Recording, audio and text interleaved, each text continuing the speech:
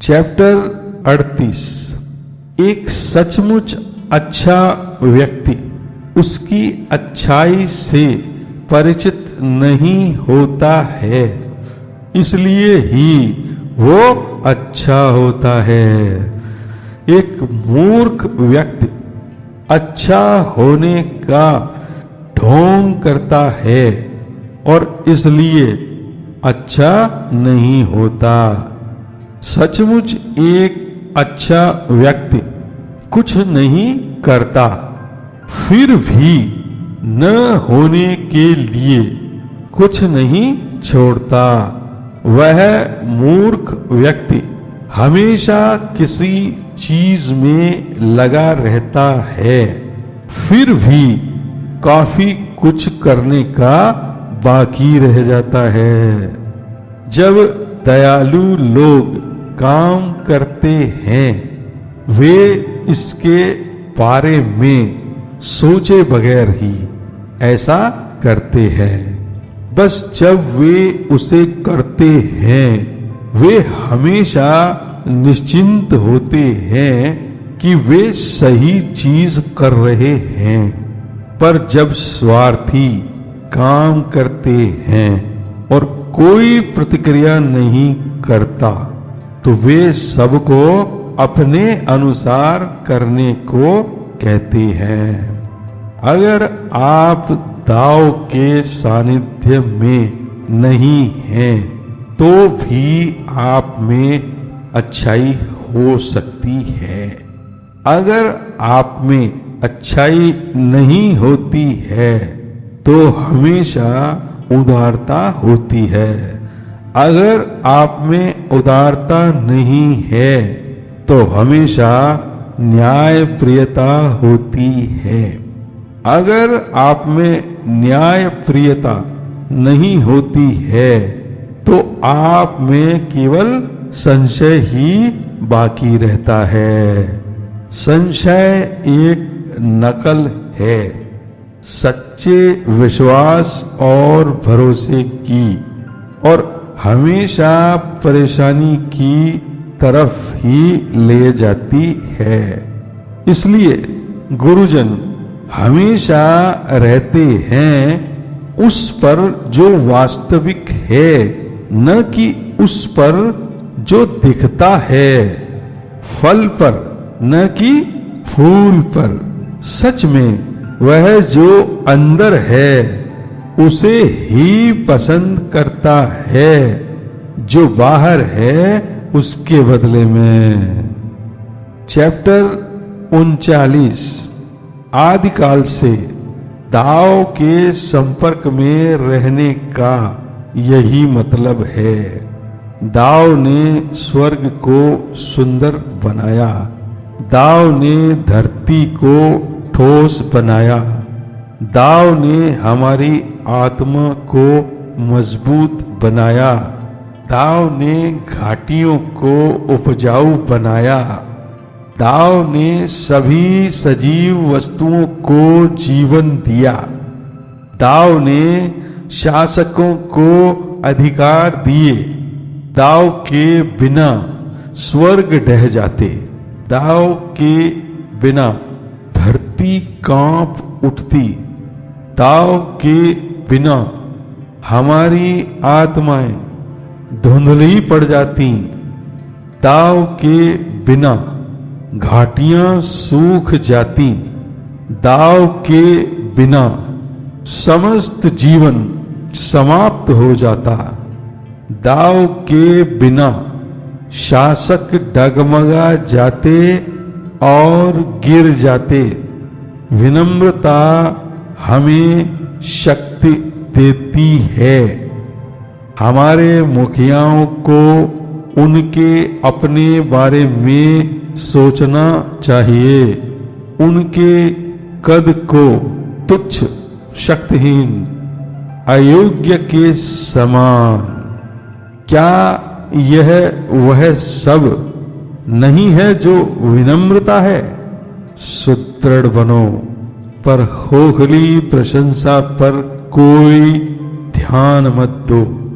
अपने आप पर ध्यान मत आकर्षित करो, तमाशा मत बनाओ। चैप्टर 40। दाव हमेशा पीछे वापस जा रहा है, जहां से वो आया था। दाव आगे बढ़ता है बिना कोई कदम बढ़ाए। वस्तुओं का अस्तित्व है क्योंकि वस्तुएं हैं। वे हैं क्योंकि वे एक बार नहीं थीं। चैप्टर 41। जब एक बुद्धिमान व्यक्ति दाव के बारे में सुनता है, वह इसके साथ एक हो जाता है। जब एक साधारण व्यक्ति दाव के बारे में सुनता है, वह इसके साथ एक होने की कोशिश करता है, पर फिर इसे छोड़ देता है। जब एक मूर्ख इसके बारे में सुनता है, वह बस हंसता और हंसता है। अगर वह इस पर हंसे नहीं तो यह दाव नहीं रहेगा। इसलिए यह कहा गया है, ज्ञान का रास्ता मंद होता है। आगे बढ़ना पीछे हटने जैसा लगता है। आसान रास्ता मुश्किल लगता है। ज्यादा सामर्थ्य वाले कमजोर प्रतीत होते हैं। जो अति पवित्र होते हैं वे गंदे और भीगे हुए दिखते हैं। गहन विचार सतही लगते हैं। सबसे बड़ी शक्ति कमजोरी प्रतीत होती है। जो सबसे वास्तविक होता है हमें काल्पनिक लगता है। सबसे बड़ी जगह की कोई सीमा नहीं है। सबसे बड़ी प्रतिभा लगता है कुछ नहीं करती। सबसे बड़ी आवाज सुनी नहीं जाती और सबसे बड़ी सुंदरता अदृश्य है।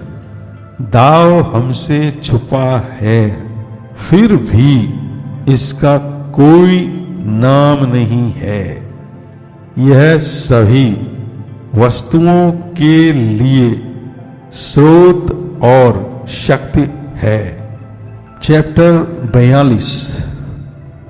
दाव से एक की उत्पत्ति हुई, एक से दो हुए, दो से तीन, तीन ने सभी चीजों और सभी जीवों को जन्म दिया।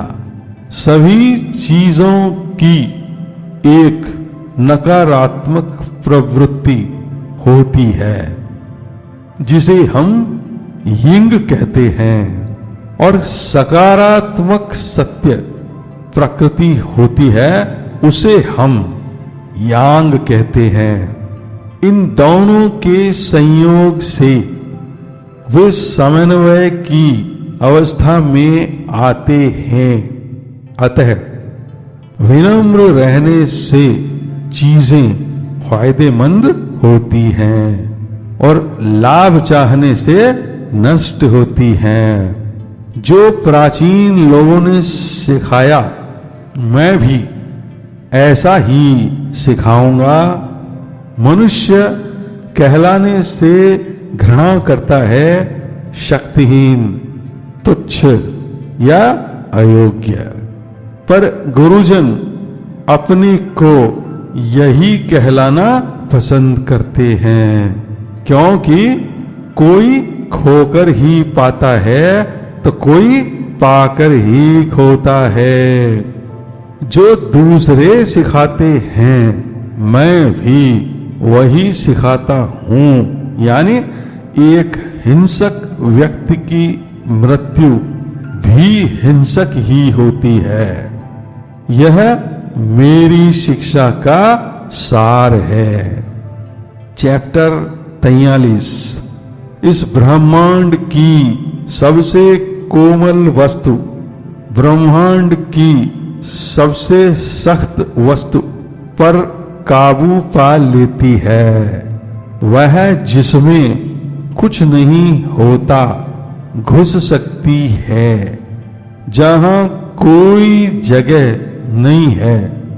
अतः मैं जानता हूं निष्कर्म का मूल्य, बिना शब्दों के ज्ञान और बिना कर्म के काम बहुत ही कम लोगों द्वारा समझे जाते हैं। चैप्टर 44। क्या ज्यादा जरूरी है, ख्याति या अच्छाई? किसका मूल्य ज्यादा है, आपका पैसा या आपका जीवन? क्या ज्यादा खतरनाक है, जीतना या हारना? अगर आप अपनी संपत्ति में ज्यादा ही आसक्त हैं तो वह तुम्हें दुख ही देगी। अगर तुम अपनी दौलत से चिपके रहते हो तो तुम काफी नुकसान उठाओगे। अगर आप जानते हो कि आपके पास पर्याप्त है तो आप कभी बेइज्जत नहीं होगे। अगर आप संयम का अभ्यास करते हो तो आप विपत्तियों से मुक्त रह सकते हो, और यही टिकने वाली सफलता का राज है। चैप्टर 45। बड़ी सफलताएं शुरू में गलतियां लगती हैं, पर आप हमेशा उनमें ही सफल होते हैं। सबसे भरे भंडार खाली लग सकते हैं, पर आप हमेशा उनसे ही पूर्ति कर पाते हैं। सीधी रेखा टेढ़ी दिखती है। सबसे प्रतिभावान लोग भद्दे तरीके से नीचे आ सकते हैं।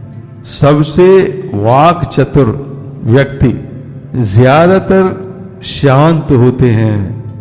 जब सर्दी होती है तब आप आस-पास घूमकर गर्म रह सकते हैं। जब गर्मी होती है तब आपको स्थिर और ठंडा रहना चाहिए। पर मौसम कैसा भी हो, अगर आप शांत रहते हैं तो आपके चारों ओर का संसार अपने आप ठीक हो जाएगा।